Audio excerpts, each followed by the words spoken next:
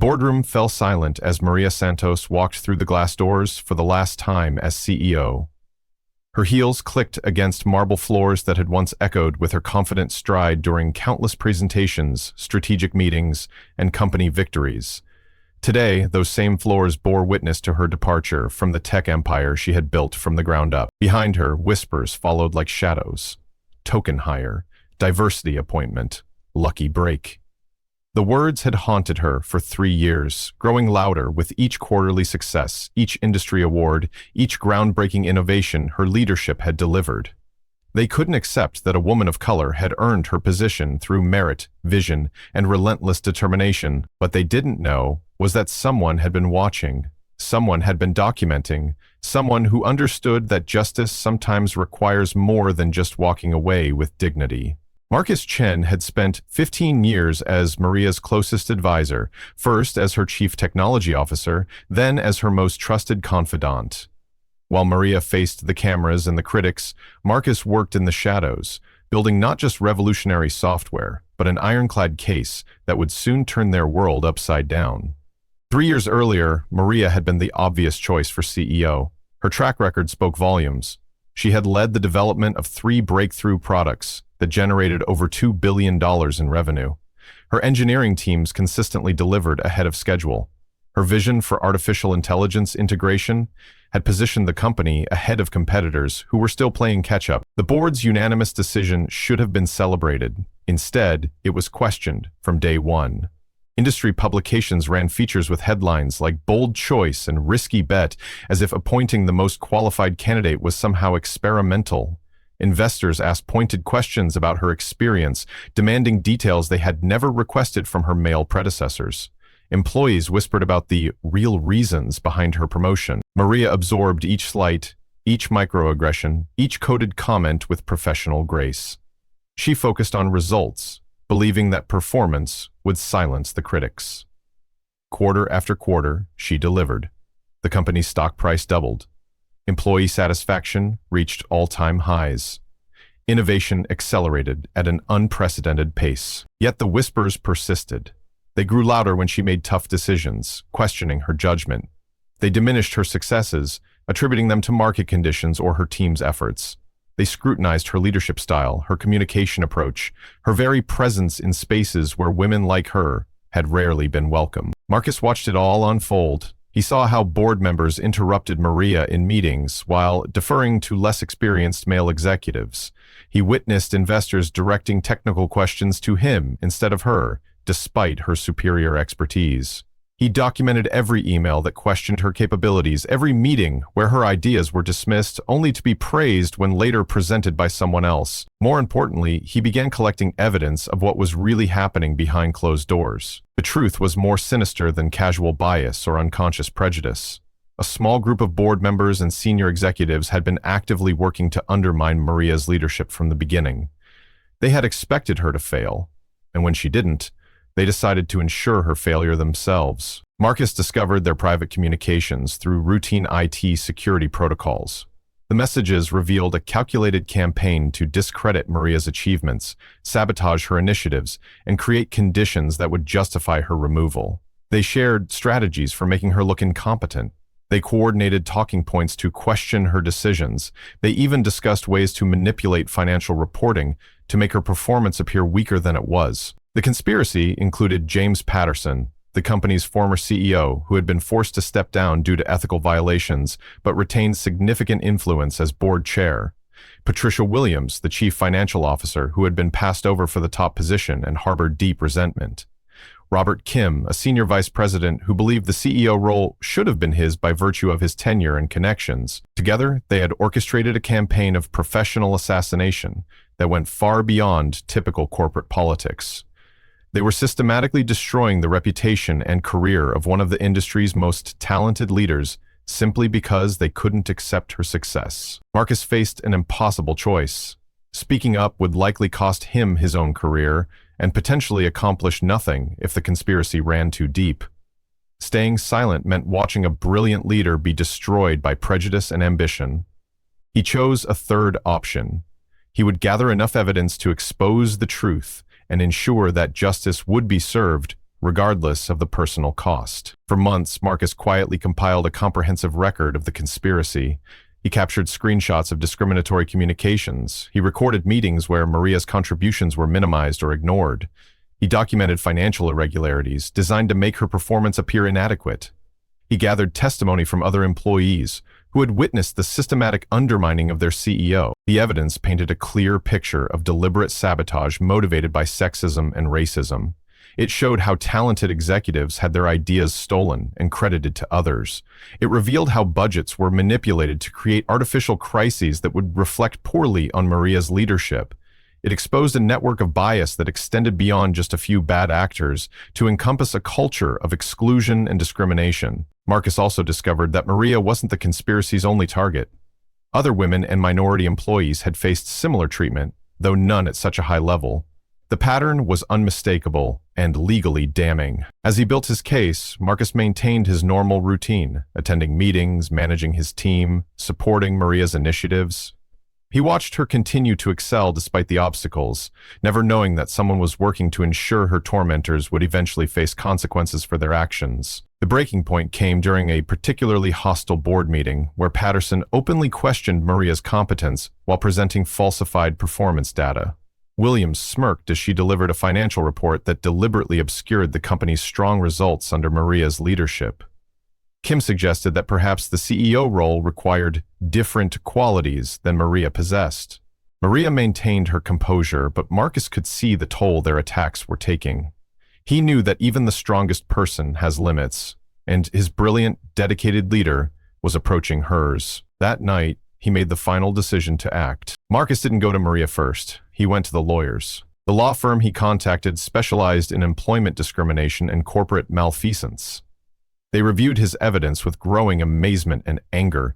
The documentation was so comprehensive, the patterns so clear, that they agreed to take the case immediately. More importantly, they agreed to pursue it aggressively, seeking not just compensation for Maria, but fundamental changes in how the company operated and accountability for everyone involved in the conspiracy. The legal strategy was brilliant in its simplicity.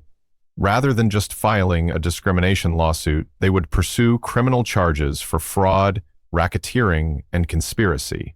The financial manipulation alone constituted securities fraud.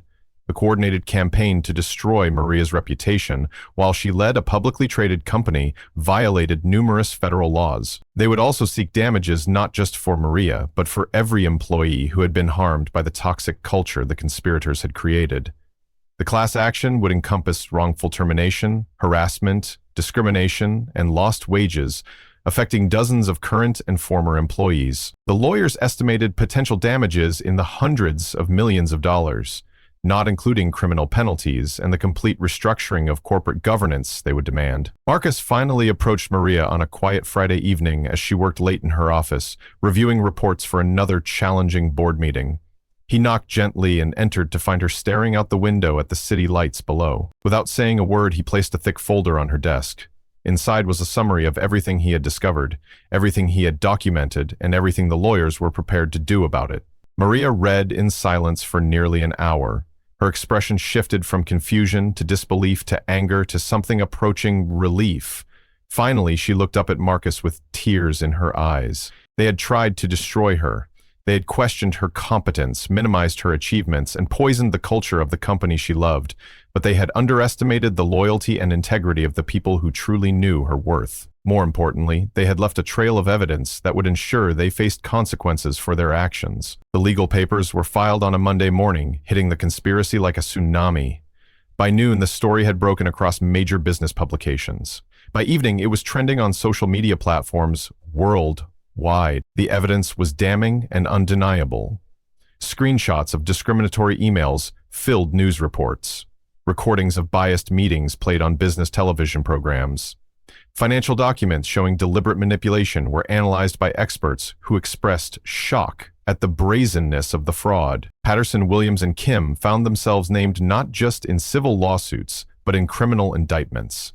Federal prosecutors announced a comprehensive investigation into securities fraud and racketeering. The the Securities and Exchange Commission launched its own probe into financial reporting violations. The company's stock price plummeted as investors fled, not because of Maria's leadership, but because of the conspiracy to undermine it. Board members resigned in disgrace. Senior executives lawyered up and pointed fingers at each other. Media coverage was extensive and largely sympathetic to Maria. Industry leaders who had remained silent during her ordeal suddenly emerged to praise her competence and condemn the treatment she had endured. Advocacy groups seized on her story as an example of systemic bias in corporate America. The public reaction was swift and decisive. Social media campaigns demanded justice and accountability. Customers threatened boycotts if the company didn't take meaningful action. Employees organized to support Maria and demand changes in leadership and culture. Marcus watched the chaos unfold with quiet satisfaction. The conspirators who had tried to destroy Maria's reputation were now seeing their own careers and freedom threatened. The company that had tolerated their behavior was facing existential consequences. The media firestorm intensified as more details emerged. Former employees came forward with their own stories of discrimination and retaliation.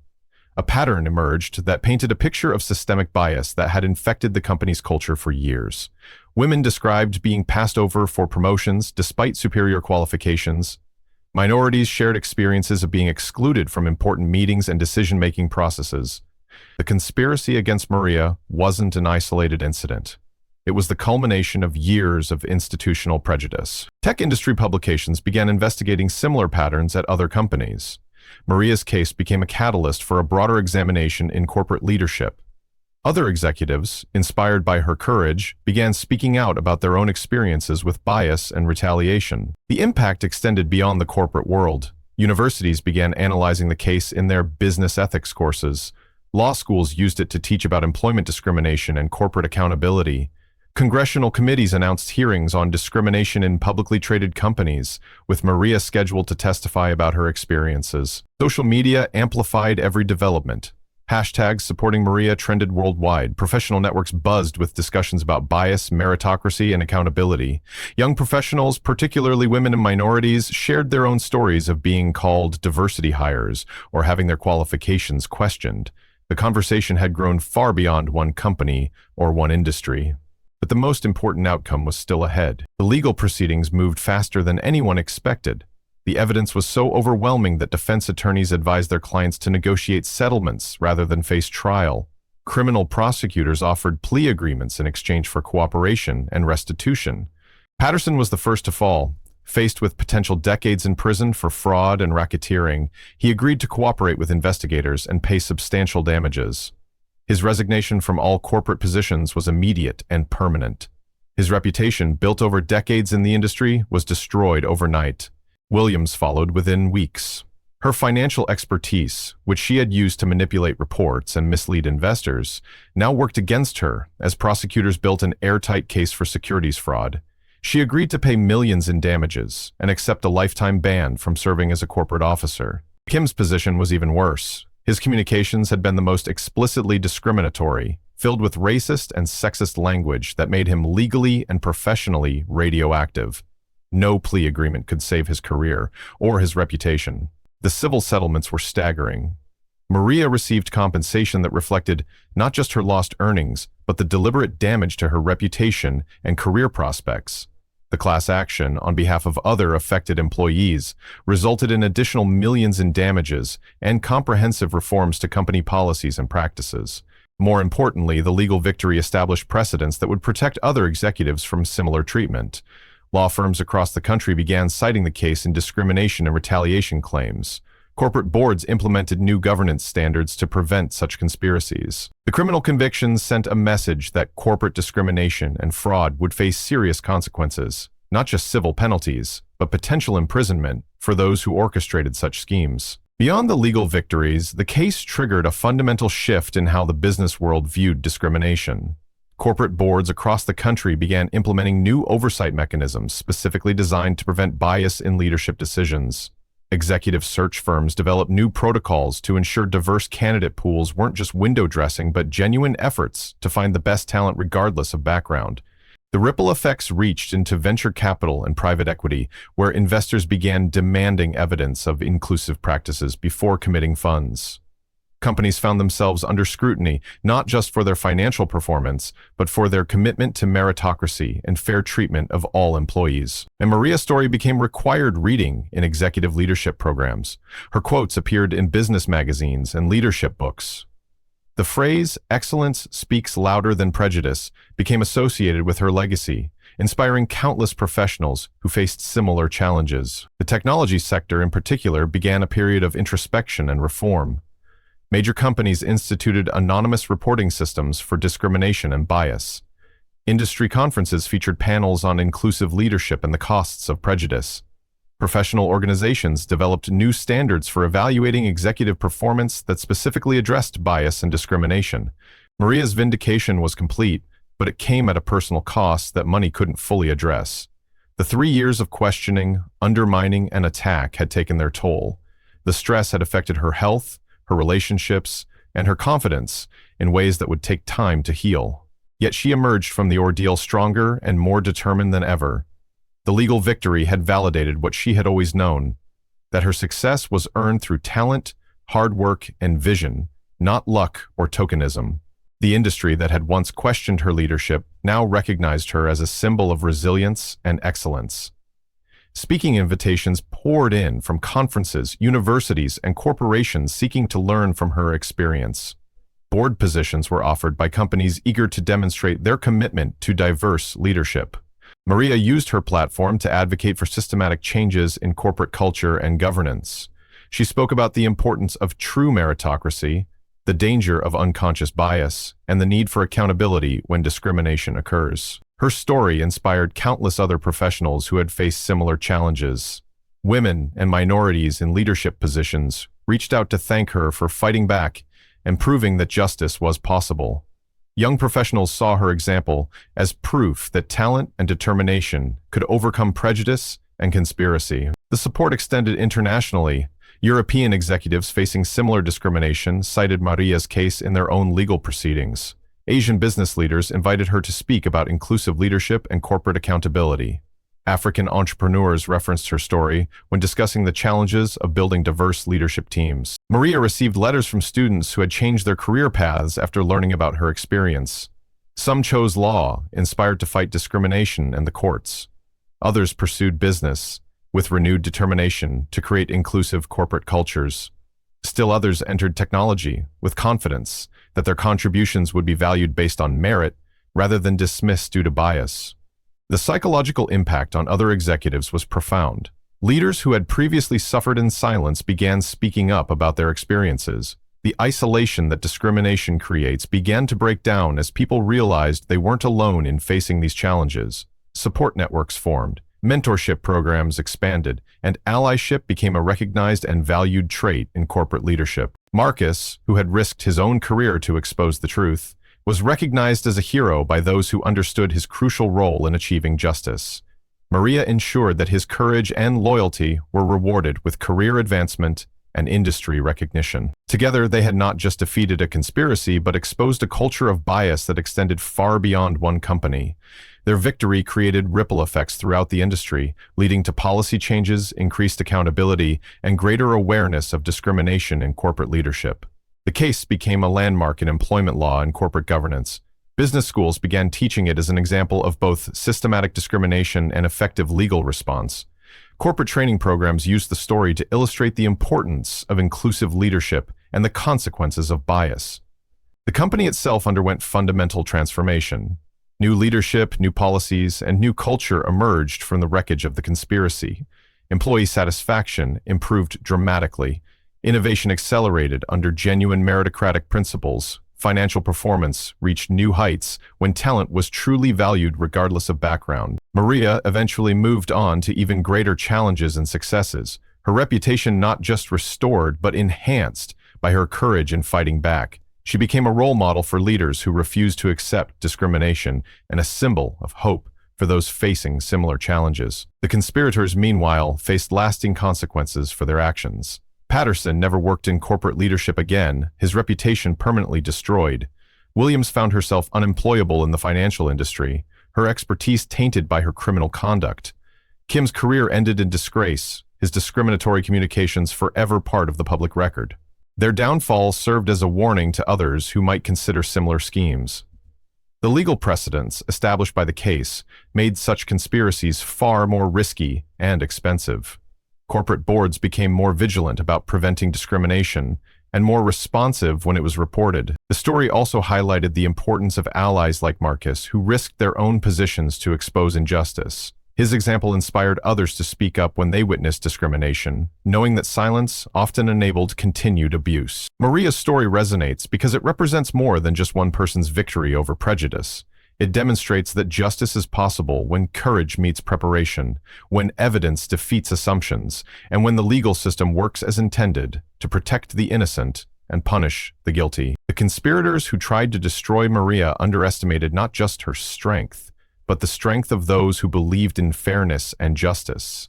They assumed that their positions of power would protect them from consequences, and that their victim would simply accept defeat and disappear quietly. Instead, they discover that integrity has its own power, that truth has its own strength, and that justice, while sometimes delayed, can be decisive when it finally arrives. The case proved that calling someone a token says more about the person making the accusation than the person being accused. It showed that questioning someone's qualifications based on their background rather than their performance reveals the questioner's own biases and limitations. Most importantly, it demonstrated that when people of principle stand together against injustice, they can achieve victories that seemed impossible at the beginning. Maria's technical brilliance, Marcus's loyalty and courage, and their lawyers' skill and determination combined to create a force that no conspiracy could withstand. Their story offers hope to anyone who has been told they don't belong, that they're not qualified, that they're only there because of their background rather than their abilities. It proves that excellence will ultimately be recognized, that discrimination will eventually face consequences, and that justice, while imperfect, remains achievable for those willing to fight for it. The long-term implications of Maria's victory continue to unfold. Corporate governance standards now routinely include provisions for preventing discrimination and ensuring accountability when it occurs. Business schools teach case studies about the financial and reputational costs of bias, using Maria's experience as a cautionary tale for future leaders. The legal precedents established by her case have been cited in hundreds of subsequent discrimination lawsuits, providing a roadmap for other victims seeking justice. Law firms now specialize in corporate discrimination cases, using the strategies developed for Maria's situation to help other executives fight back against prejudice and retaliation. Perhaps most importantly, the conversation about merit versus bias has become more sophisticated and honest. The reflexive assumption that diverse leaders are diversity hires has become socially and professionally unacceptable in many circles. The burden of proof has shifted. Now those who question someone's qualifications must provide evidence beyond their own assumptions and biases. The culture change extends beyond formal policies to everyday interactions. Executives report greater awareness of their own potential biases and more intentional efforts to evaluate performance objectively.